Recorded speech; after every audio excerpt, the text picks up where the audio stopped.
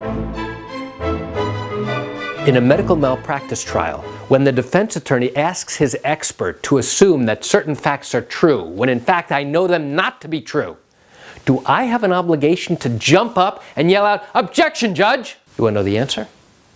Come join me for a moment as I share with you some great information. Hi, I'm Gerry Oginski. I'm a New York medical malpractice and personal injury attorney practicing law in the state of New York. In a medical malpractice case, when we call a medical expert to testify, we are permitted to ask that expert hypothetical questions. And now we ask it this way: "Doctor, I want you to assume that the following facts are true."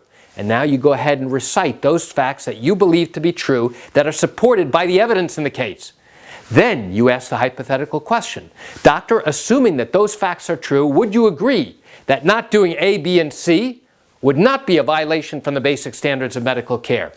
This would be a question by the defense attorney. In New York, we are permitted to ask our experts hypothetical questions. Likewise, when I get up to cross-examine the doctor, I can also ask him hypothetical questions, assuming certain facts that we believe to be true are in fact true. If the defense attorney asks his medical expert a hypothetical question with facts that are not supported by the evidence, do I have an obligation? Should I be jumping up to object? The answer is absolutely. Because now, if I know that those facts are not in evidence, if I know that those facts are not accurate, I have an absolute obligation to object to that particular question, because now I don't want this doctor answering that question which is going to be unfavorable to me and my client, and now the jury is going to hear the answer to that question. If it turns out that the information that the attorney is asking the doctor to assume as true is not in evidence, then the doctor should not be answering that question.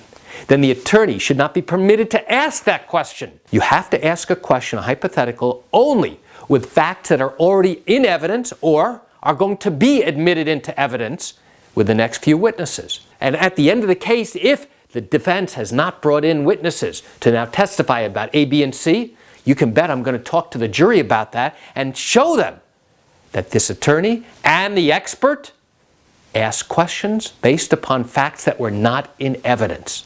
And now they can't consider that, and the doctor's answer should not be considered and should be disregarded. So why do I share this quick information with you? I share it with you just to give you an insight and an understanding into what goes on in these civil lawsuits involving accident cases and medical malpractice cases and even wrongful death cases here in New York. You know, I recognize you're watching this video because you likely have questions or concerns about your own particular matter. Well, if your matter did happen here in New York and you're thinking about bringing a lawsuit, but you have questions that need answers first, what I invite you to do is pick up the phone and call me. I can answer your legal questions.